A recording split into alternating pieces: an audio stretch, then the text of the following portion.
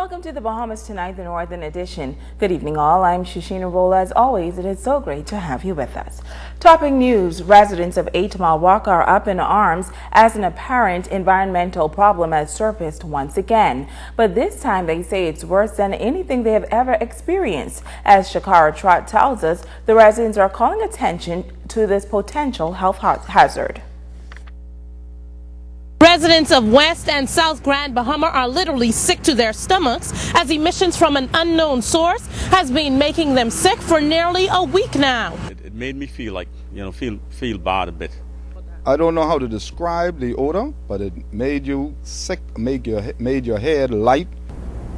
Last night when I came home, it was just unbearable, so I called the agents at Borco and they sent Mr. Ritchie this way to investigate, and he promised to get back to me. I haven't heard from them as yet. Pinders Point resident Lowell Pinder says for years residents there have been experiencing pollution. He believes the recent foul odor now affecting 8 Mile Rock residents is directly linked to an open cesspool. They're digging up this old cesspool, so what we're smelling here today is the 30-40 years old sulfur that has been in the cesspool. It smells bad at night when the breeze is blowing.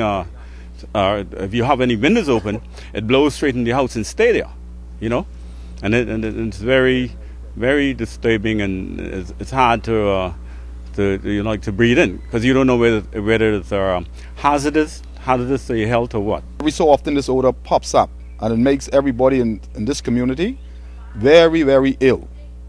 And you have to close up even your house, windows and doors and everything. To further complicate the problem, Pinder says toxic gases are involved. We got the sulfur, we got the H2S, we got the ground pollution. We used to farm, the water is contaminated. It's oily, it's slipperish. We had 3 oil spills here in less than 2 months, I think. I'm a watcher of my community. Pinder says he's now willing to take his fight to the next level, while Russell and Rolle add that they are not satisfied with the response from the relevant government agencies. We're going to go to these corporate offices that Buckeye have in Texas and other places, their partner companies, and we're going to partner with Greenpeace, the same people who dealt with the British petroleum spill in the Gulf and who put heat and raised eyebrows of the environmental damages. Well, we're going to bring these people here. We're just tired, we had enough of them, and we're not getting no solution. Environmental, they even wouldn't even come and say anything about it, about this type of situation. It seems like they don't care about the Bahamian people or the Bahamian public. And the government need to step in and look at these situations. We need environmental health in this area to check up on issues like this.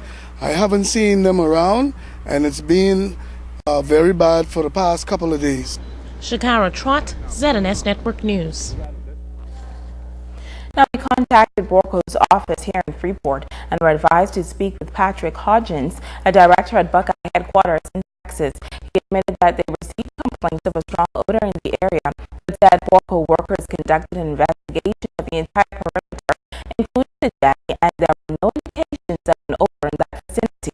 But he notes there may few trenches at the rear of Borco's plant, which is filled with water and have no odor. He adds they believe that the odor may be coming from a passing ship that could be venting. Hodgins says that Borco is sensitive to the concerns of residents and is environmentally conscious as well. Now, he also made several calls to the Department of Environmental Health for comment on the problem, but only available to speak to the issue up till news time. There is a growing tension between the management of the power company and the Commonwealth Electrical Workers Union. Tonight, the union head says line workers are in the midst of a frustrating situation and asking management to act in the best interest of the employees. March 31st, employees of power could find themselves in a precarious situation if the contract between the union and management of the company is not signed. According to union leader employees can lose their benefits. The union leader says since November, both parties were reviewing their contract, but management has yet to sign off on that agreement. Now, up to yesterday, our attorney was made aware that he would have been able to pick up the document by the end of the business day yesterday. That did not happen. Then today, we're finding out that they need another couple of days to look over the document and have it signed. And that sort of baffles me because they had this document from last week Friday. Tomorrow will make a week. Now they're claiming that they just got the document Wednesday. Okay, fine. Even if you got the document Wednesday, a couple of days, tomorrow should be the latest we receive the document. He says the fact is the union is not sure how long it will take for the document to be registered in Nassau, and if this contract is not signed off in time, the union would be forced to negotiate new terms with management, a notion he believes they are hoping for.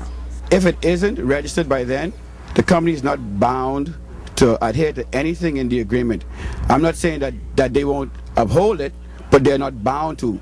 But we're not on the premise of hoping what you can do from what you ain't gonna do. We want surety, and the surety is a registered agreement. Liborn is of the view that these actions by management are intentional, but he says the union remains vigilant. What I want them to do, sign the agreement, contact our attorney so he can pick up the document and have the document sent to Nassau to be registered. What is the next step? Well, the next step here is to see what their response will be if we would get a document by tomorrow. And if you don't? Well, then we're appealing to the government now. Okay, I may have to go into Nassau, but I'm not going to stop until we get the agreement and have it registered. Okay, so we're appealing to the government to help us on this one. Okay, and let's get this contract registered so employees can feel free, safe, and secured with their working conditions and their contractual agreements.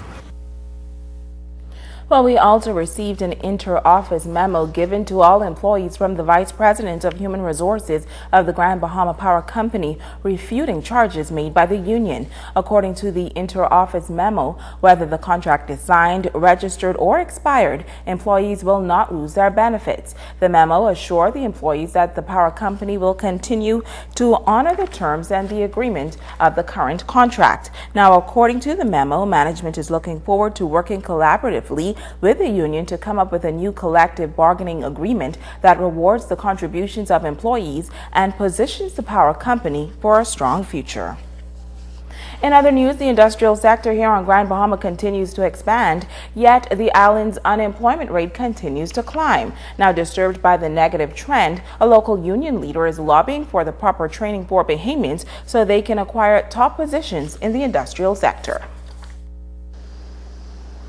Grand Bahama is known as the industrial capital of the Bahamas, but while many opportunities may lie in this industry, according to some major employers, there is one major problem, and that is the lack of training.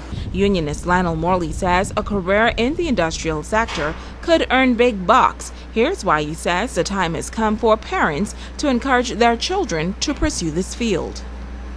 We have to recondition our children's mind and the way they think moving forward. There's nothing wrong with dreaming about being doctors and lawyers, but we got to be realistic when we look at where we is and the way forward. You cannot train to be something that is either overpopulated in your country or that there's no demand for. And so we have to train our children based on the growing trend. The industry where pipe fitting, welding, these places pay maximum dollars. And who's taking it out of this country? Surely isn't staying here. But apart from parents, he says the government has to do its part as well. During a meeting with Minister of Foreign Affairs and Immigration, the union leader says an agreement was made, noting that for every work permit issued, a Bahamian trainee will be attached.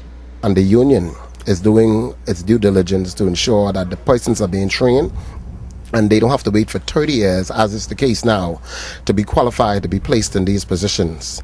And so, hence, we have now an industry where more than 75% of the workers are not from the Bahamas. And we have a country that has an unemployment rate of more than 15-16%, and Freeport is much higher.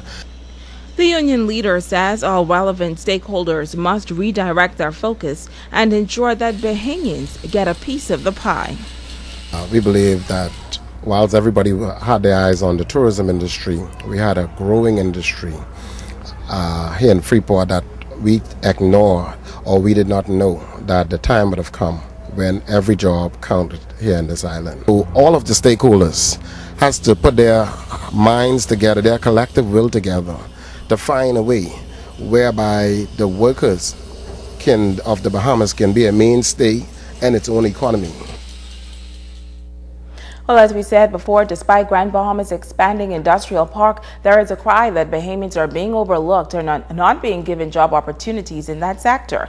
Well, the Minister for Grand Bahama says lack of training has contributed to the current labor challenges. Dr. Michael Darville says it would appear that in the past, very little attention was given to the building of the island's labor force. This lack of training, he notes, has resulted in neglect. We did not have the trained manpower. And to some extent, I believe that is true.